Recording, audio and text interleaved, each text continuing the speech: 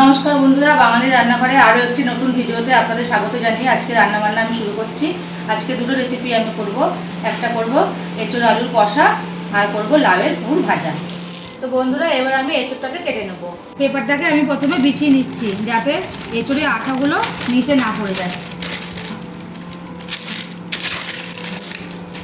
প্রথমে হাতে আমি তেলটা ঢেলে নেব যাতে হাতে এঁচোড়ের কষটা না লেগে যায়।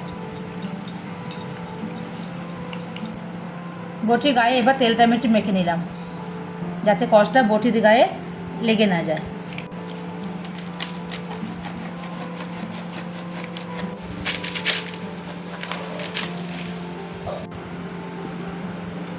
দেখুন বন্ধুরা, এঁচোড়টা কতটা টাটকা আর কষে পুরো ভরে গেছে। সাইজ মতন পিসগুলো করে নেব।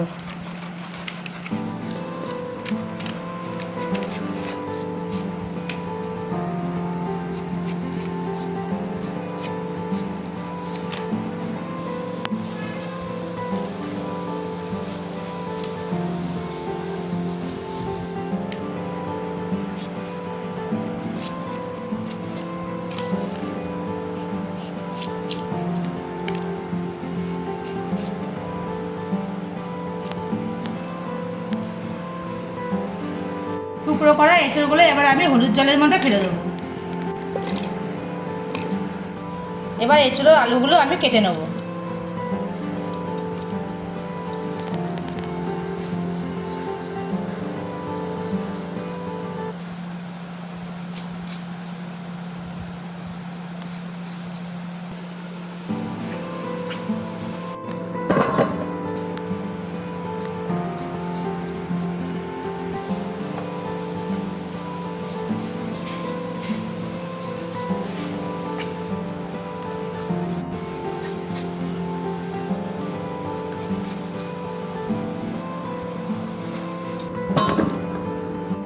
এবার কুচিয়ে নেব পেঁয়াজ।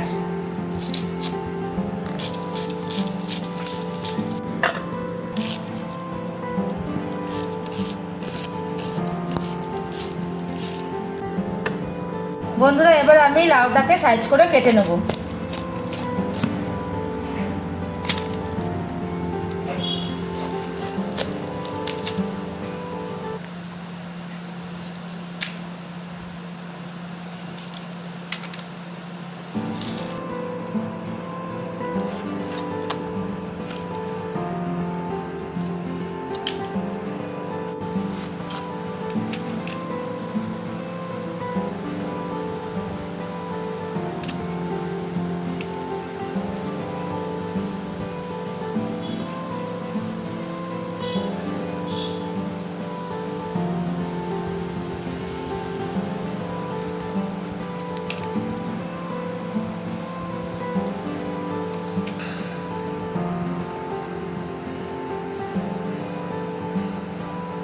তো বন্ধুরা, লাউয়ের পুর ভাজা করার জন্য লাউটাকে ঠিক এইভাবে কাটতে হবে যাতে মশলাটা ভেতরে ঠিকভাবে দেওয়া যায়।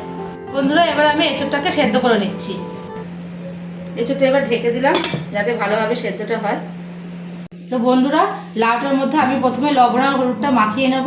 তাতে কি হবে, লাউটা বেশ নরম হয়ে যাবে, আমি ভাজার সময় পুরো একদম গলে যাবে। ঠিক সামান্য পরিমাণ লবণ দিচ্ছি, একটু হলুদ গুঁড়ো। এবার লাউগুলোকে আমি খুব ভালো করে মাখিয়ে নেব।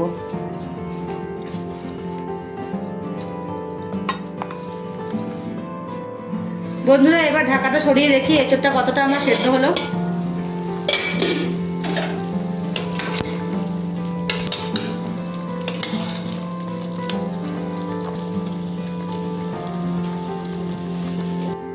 তো এক পাশে এঁচোড়টা আমার সেদ্ধ হচ্ছে আর এক পাশে আমি এঁচোড়ের জন্য আলু আর পেঁয়াজটা ভেজে নেব। এঁচোড়ের জন্য আলুগুলোকে এবার আমি ভেজে নিচ্ছি।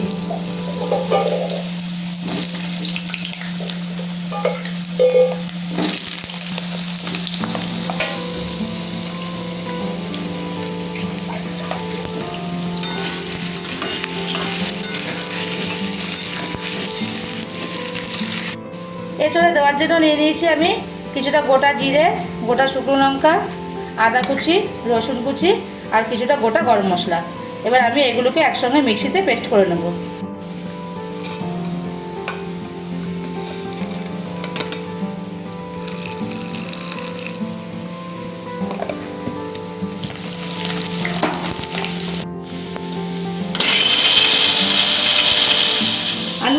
ভাজা হয়ে গেছে, এবার আমি আলুগুলোকে তুলে নিচ্ছি।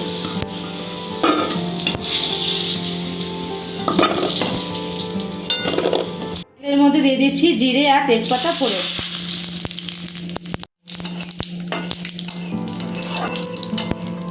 দিয়ে দিচ্ছি কেটে রাখা পেঁয়াজ।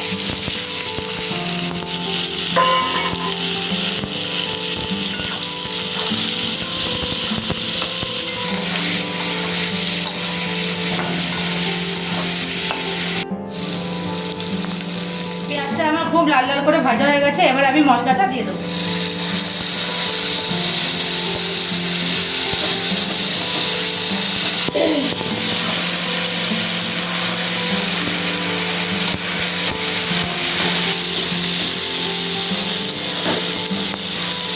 দিয়ে দিচ্ছি স্বাদ মতো লবণ, হলুদ গুঁড়ো।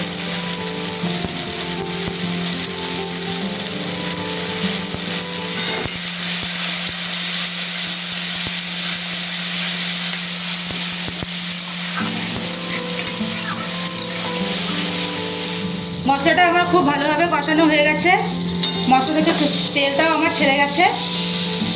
এবার আমি কেটে রাখা এঁচড়গুলো, যেগুলো সেদ্ধ করে রেখেছিলাম, এঁচড়গুলো দিয়ে দেবো।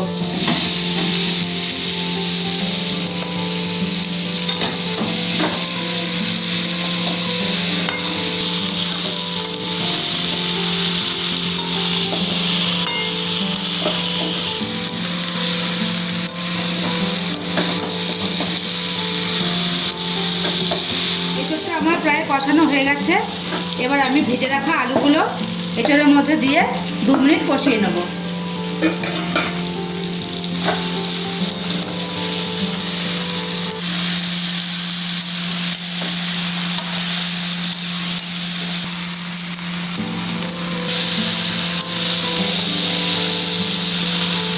দেখুন বন্ধুরা, কালারটা কতটা সুন্দর হয়েছে। এবার পরিমাণের মতন জলটা আমি দিয়ে দিচ্ছি।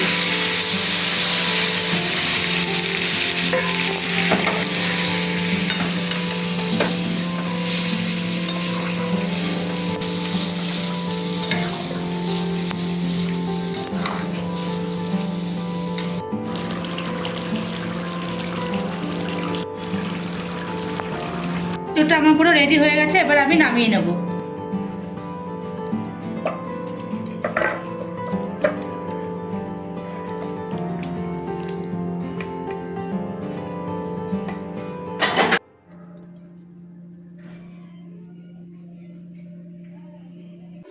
লাউয়ের পুর ভাজার জন্য মশলাটা আমি বেটে নিচ্ছি।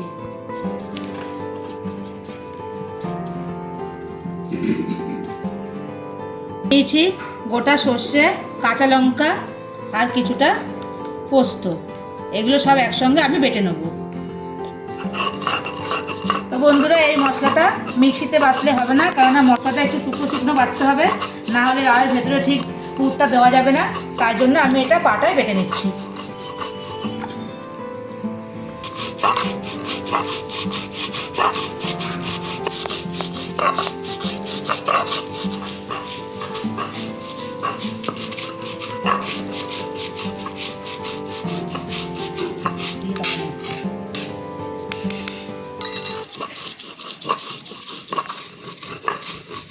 তো মশলাটা এরকম ঠিক শক্ত শক্তভাবে রাখতে হবে, বেশি পাতলা করলে পরে পুরটা ঠিক দেওয়া যাবে না, লাউয়ের ভেতর থেকে পুরটা বেরিয়ে আসবে।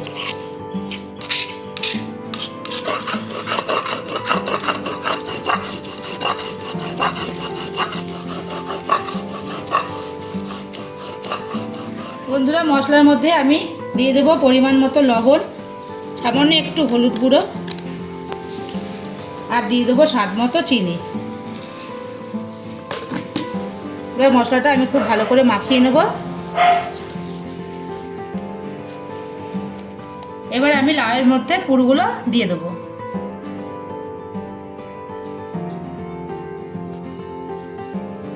ঠিক এইভাবে পুরটা দিতে হবে।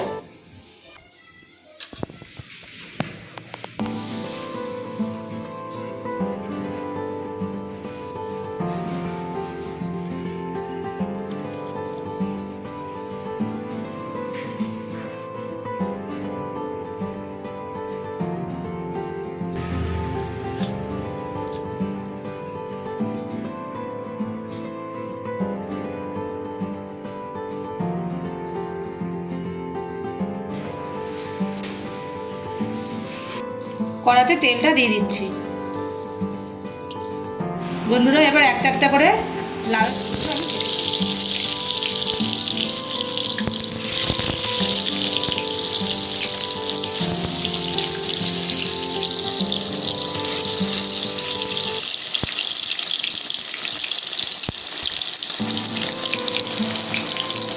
এবার লাউগুলোকে আমি উল্টিয়ে দেখি কিরকম ভাজা হলো, কারণ এটা গ্যাস বাড়িয়ে দিলে হয় না, এটা গ্যাসটা কমিয়ে আস্তে আস্তে ভাজতে পারে।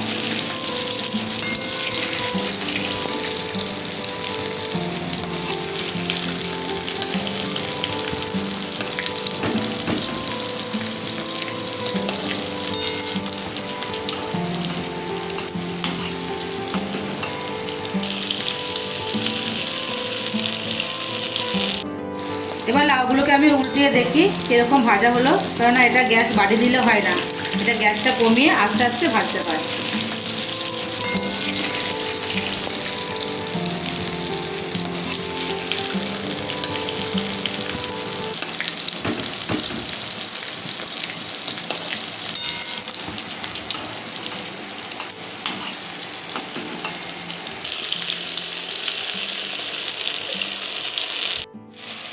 এবার লাউগুলোকে আমি এক এক করে তুলে নেব।